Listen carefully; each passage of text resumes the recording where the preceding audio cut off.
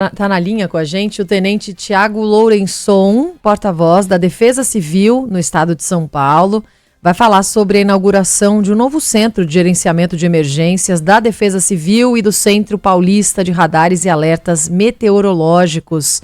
Bem-vindo, tenente. Bom dia. Bom dia a todos. Muito obrigado pela oportunidade. É sempre uma honra para nós poder participar aqui da programação com vocês, né? A gente agradece sempre ao pessoal da imprensa, que é um elo importantíssimo dentro do sistema de proteção da defesa civil, levando conhecimento aí e os alertas para a nossa população. Como é que esse novo centro vai nos ajudar a ter mais informações sobre as chuvas fortes que podem causar transtornos aqui em São Paulo, tenente? Esse centro, hoje, ele possui mais tecnologia para que a gente acompanhe de melhor forma aí os dados meteorológicos de diversos radares que existem no estado de São Paulo. Ele também congrega profissionais de diversas áreas para fazer a análise desses dados. Então, hoje, não somente o meteorologista que nós possuímos nos nossos quadros, mas também hidrólogos, geólogos, que analisarão esses dados de radares, fazendo relacionamento com as áreas de risco mapeadas no estado, com um especial destaque aí à faixa leste do estado, mais suscetível a eventos eventos geológicos ou hidrológicos, para que as nossas mensagens, os nossos alertas para a população sejam cada vez mais assertivos e efetivos, para que a gente possa realmente prevenir e cuidar da vida das pessoas. Tenente, eu tenho lembrança de, enfim, verão é época de chuva, né? Tenho lembrança de chuvas torrenciais caindo em São Paulo, no litoral, mas eu tenho a impressão que hoje as chuvas são mais fortes, são mais violentas. Não sei se eu estou sendo enganado aqui pelo fato de estarmos, né, diante de tantos problemas causados pelas chuvas nesse instante, mas me parece que elas foram ficando mais fortes e mais violentas. Essas chuvas aumentam o risco de deslizamentos, por exemplo, no litoral? Sim, a quantidade de chuva ela aumenta de fato o potencial para que ocorram escorregamentos de terra no litoral, mas não só no litoral, né? A faixa leste do estado, a gente pode citar aqui desde o litoral até ali a regional de Campinas, de Sorocaba, enfim, é uma área onde o relevo ele possui condições de predisposição para eventos geológicos. Nós temos aqui no estado de São Paulo, desde 1988, em funcionamento os planos de contingência do estado, que são executados em conjunto com o município. E um dos elementos que são previstos para monitoramento nesses planos é o acumulado de chuvas. Então, a gente acompanha o acumulado de chuvas em 3 dias. Então, cito como exemplo aqui a região metropolitana de São Paulo, em torno de 60 milímetros em 3 dias de chuva, já possui potencial para começar a causar escorregamentos de terra. Lá na região do litoral norte, em torno de 100 milímetros de acumulado de chuva em 3 dias, e ainda ocorrendo chuvas de qualquer intensidade, né, desde que seja de longa duração, o potencial para que ocorra um escorregamento de terras aumenta muito. Então, associado aí o monitoramento desses acumulados, mais a existência de chuva e elementos que são de percepção simples, não são técnicos, para que os gestores de defesa civil municipal façam vistorias de campo nos locais mapeados de risco, são o suficiente para que a gente possa deflagrar aqui os nossos alertas, cell broadcast, ou até mesmo em áreas onde existam sirenes instaladas para que elas sejam acionadas e a população removida de forma preventiva, encaminhada para abrigos. Então, essa metodologia funciona já desde 1988, é bastante antiga. Tenente, eu tenho uma pergunta que eu acho que interessa aos nossos ouvintes. É claro que a gente sabe, temos aí um novo cenário climático com essas chuvas mais fortes, e daí a importância até dos alertas da Defesa Civil que estão sendo enviados aos celulares para que as pessoas se protejam.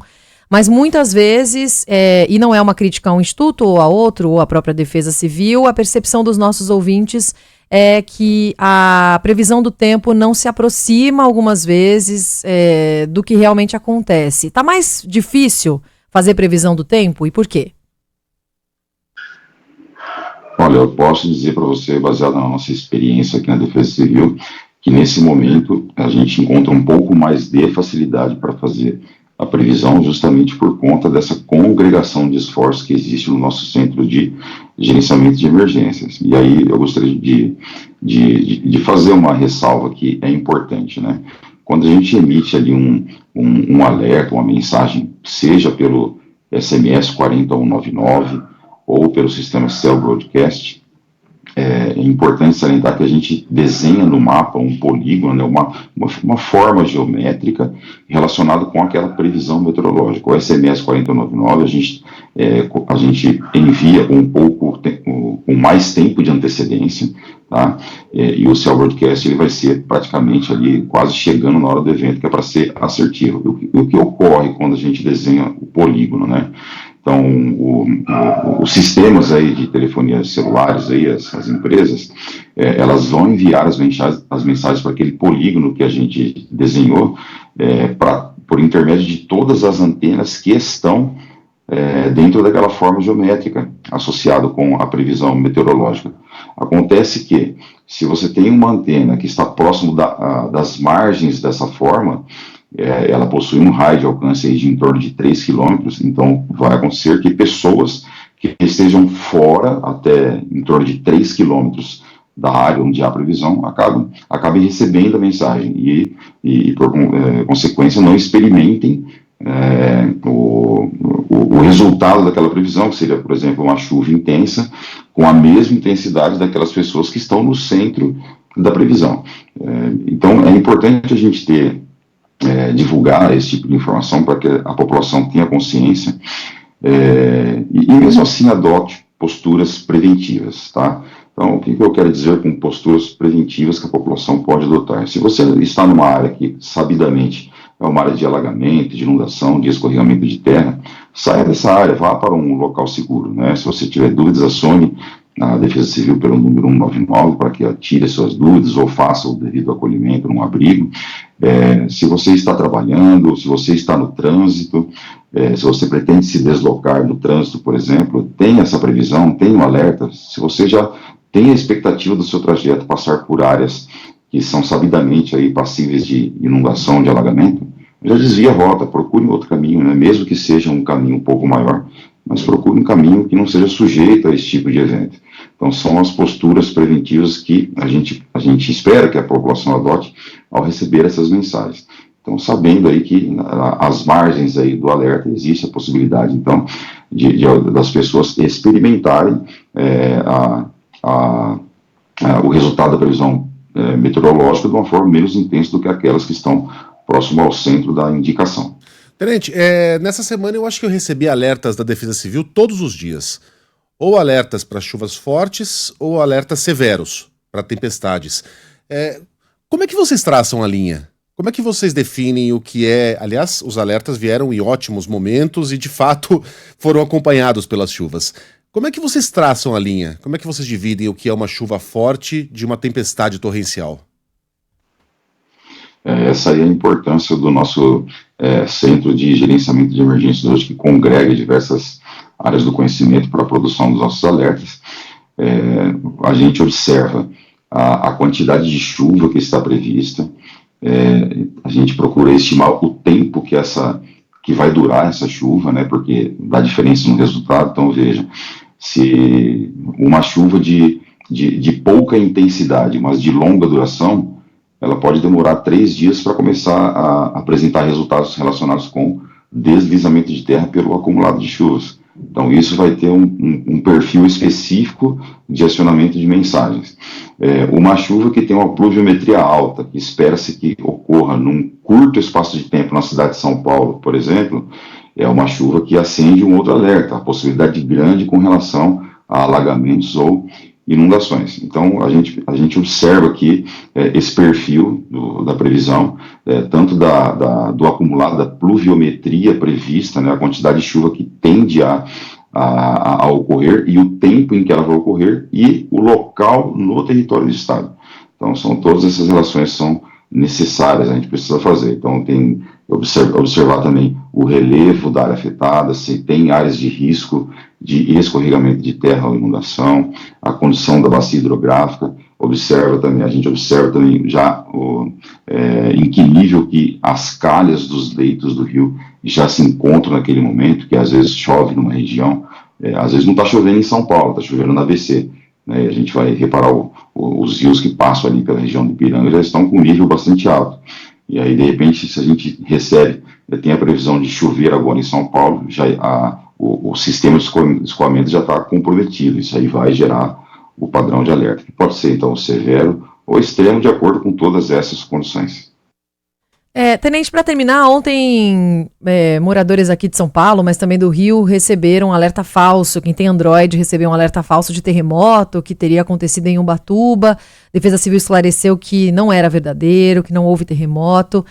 O Google pediu desculpa, inclusive, pelo sistema que acabou enviando o falso alerta. Haverá uma investigação, mas o que a Defesa Civil entende até agora sobre esse alerta que foi disparado, sem nenhuma informação apurada em relação a isso? Assim que nós tomamos conhecimento desse alerta, o nosso pessoal de comunicação, em conjunto com o nosso centro de gerenciamento de emergências, já procurou saber o que é que estava ocorrendo, tanto que em pouquíssimos minutos após a ocorrência do alerta, o pessoal da nossa comunicação já emitiu para os órgãos de imprensa uma nota informando que aquele alerta não havia sido emitido pela Defesa Civil e que não havia registros da ocorrência do terremoto. Então, o que a gente fez em paralelo, né? A gente contatamos a Agência Nacional de Telecomunicações para que adote as medidas administrativas necessárias para investigar o que ocorreu no caso. Também contrato com o Centro Nacional de Gerenciamento de Riscos e Desastres, o SENAD, para verificar com o SENAD quais são os parâmetros legais que autorizam a Big Tech a enviar esse tipo de informação sem a participação do poder público, e a Big Tech envolvida no caso, já de pronta resposta, desativou temporariamente esse tipo de alerta de terremoto aqui para o Brasil, para poder estudar o que foi que houve, né, e melhorar ali a sua capacidade de monitoramento e envio de informações. Então, esse alerta que ocorreu aí sobre terremoto, nesse momento aí, está desativado para o Brasil, para que todas as investigações e propostas de melhoria ou de interrupção do serviço sejam devidamente estudadas. Não sei se o senhor tem essa resposta, tenente, mas a Regina acabou de escrever aqui. Megali, por favor, pergunte por que eu, que moro na Pompeia, recebo pelo WhatsApp avisos sobre chuvas em várias cidades do estado. Eu quero que me avisem só da Zona Oeste. A Defesa Civil ainda não me respondeu, obrigada. Pode ser algum problema técnico? O senhor tem ideia de por que a Regina receba tantos alertas, tenente? Então, a gente precisa verificar o WhatsApp, pode ser o da Secretaria Nacional de Defesa Civil, que faz o envio de alertas de acordo com o CEP que a pessoa cadastrou. O WhatsApp da Defesa Civil do Estado, ele é um canal de comunicação aberta, então eu recomendo para que a Regina receba aí os nossos alertas pelo serviço SMS 40199. Esse serviço ela vai receber com um pouco mais de antecedência a mensagem a mensagem será relacionada somente com o CEP que ela indicar interesse para receber as informações. Então, para receber pelo 40199, basta enviar o CEP, enviar um SMS para o número 40199, no campo do texto, coloque somente os números do CEP do seu interesse, tá bom, Regina? E os alertas Cell Broadcast não depende aí não depende do usuário procurar receber, né? A gente envia e o usuário, desde que o celular esteja numa área de cobertura 4G ou 5G, mesmo que o usuário não tenha pacote de internet, e essa cobertura estiver funcionando, obviamente, aí pelas operadoras de telefonia celular, a pessoa vai receber, tá bom? A Regina acabou de escrever aqui. Obrigada. Então acho que fomos úteis. Tenente, obrigado pela participação aqui na Band News FM. Nada, eu que agradeço pela oportunidade mais uma vez e excelente dia para todos. Valeu, Tenente Thiago Lourençon, porta-voz da Defesa Civil do Estado de São Paulo, que conversou com a gente. Agora 9h28.